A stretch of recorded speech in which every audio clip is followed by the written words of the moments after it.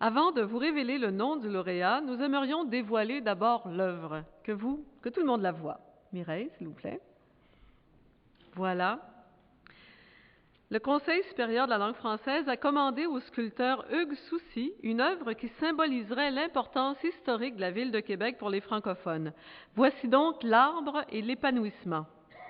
D'un côté, l'arbre stylisé incarne l'épanouissement de la langue française, qui puise sa force à même la vitalité des communautés francophones, symbolisée ici par les nombreuses racines qui pénètrent profondément en sol d'Amérique. De l'autre côté, une forme plutôt abstraite suggère un personnage aux bras multiples qui s'élance avec confiance vers l'avenir. L'artiste, établi à Saint-Étienne, sur la rive sud de Québec, exerce son art depuis plus de 25 ans. Créateur de nombreux prix d'excellence tels que celui-ci, Hugues Soucy est un artiste du mouvement et de la forme dont l'œuvre vise d'abord à toucher son observateur.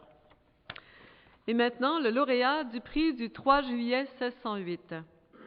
Il s'agit du Centre de recherche en civilisation canadienne-française, fondé en 1958 et dont M. Yves Frenette est directeur du Centre de recherche. M. Frenette.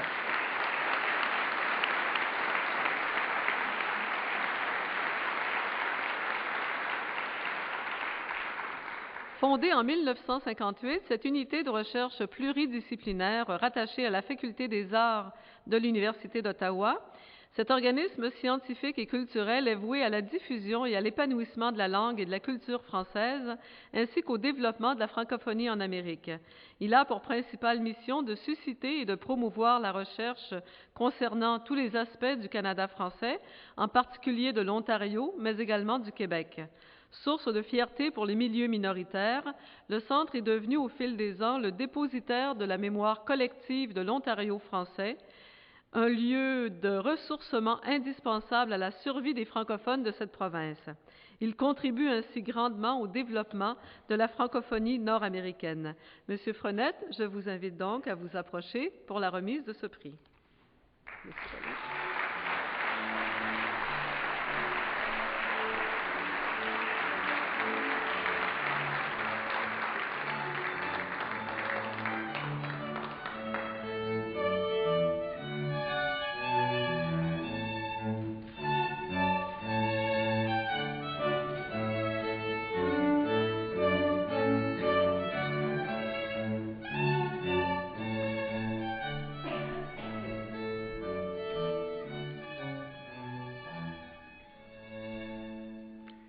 Distingués invités, chers amis, je remercie chaleureusement le Conseil supérieur de la langue française d'avoir décerné au Centre de recherche en civilisation canadienne-française le prestigieux prix du 3 juillet 1608. Ces remerciements, je les fais non seulement à mon nom personnel, mais aussi au nom de mes collègues du CRCCF qui sont avec nous ce soir, de mes prédécesseurs à la direction de la Faculté des arts de l'Université d'Ottawa, des chercheurs et chercheuses, des étudiants et étudiantes qui fréquentent le CRCCF, des centaines de personnes et d'organismes qui lui ont cédé leurs fonds d'archives, des nombreux amis du Centre et, enfin, de la communauté franco-ontarienne qu'il dessert. Depuis plus d'un demi-siècle, le CRCCF participe à l'essor de la francophonie nord-américaine en recueillant ses traces documentaires et en étudiant l'histoire, les cultures et les sociétés qui l'ont tissée. Le Centre diffuse, par divers moyens, les richesses de ses archives ainsi que le fruit de ses nombreuses recherches.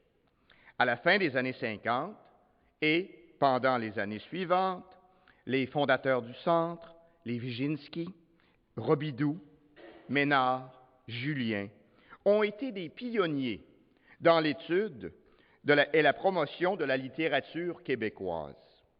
Leurs successeurs des années 70, 80 et 90 ont élargi les perspectives disciplinaires du CRCCF et ils ont posé le regard sur leur milieu, ce qui les amena à jouer un rôle dans l'émergence de l'identité franco-ontarienne moderne. Puis, au seuil du nouveau millénaire, le Centre a embrassé la francophonie canadienne en entier comme objet d'étude et comme milieu d'action scientifique et culturelle. Aujourd'hui, c'est toute la francophonie nord-américaine qui nous intéresse, car nous croyons que, dans le domaine de la recherche, comme dans les autres secteurs de la vie collective, il n'y a d'espoir que dans la solidarité des francophones, où qu'ils se trouvent, et nous en avons eu des exemples éloquents ce soir. En effet, comme vous le savez si bien, au cours des 4 derniers siècles, des Français, des Acadiens, des Canadiens français, des Métis ont essaimé partout sur le continent. Cette réalité et celle des immigrants francophones plus récents doivent être présentes à notre esprit lorsque nous étudions la culture québécoise, aussi bien que les cultures francophones minoritaires. Si les institutions de haut savoir ne sont en définitive que les prolongements de leurs communautés respectives, nous avons l'immense privilège au CRCCF de faire partie du réseau institutionnel de l'Ontario français. C'est un privilège, mais c'est aussi une lourde responsabilité que nous assumons grâce à la confiance qu'on nous témoigne et au soutien enthousiaste de ceux qui nous entourent. En décernant annuellement le prix du 3 juillet 1608 à un organisme, en honorant par la remise de l'Ordre des francophones d'Amérique des personnes qui se consacrent au maintien et au développement de la langue de l'Amérique française, et en reconnaissant par le prix Émile Olivier la contribution des écrivains à l'épanouissement de la francophonie, le gouvernement du Québec, par l'entremise du Conseil supérieur de la langue française, démontre que la seule société majoritaire de langue française d'Amérique est partie prenante de l'avenir des minorités dispersées sur tout le continent, et de cela, nous vous savons gré. Merci.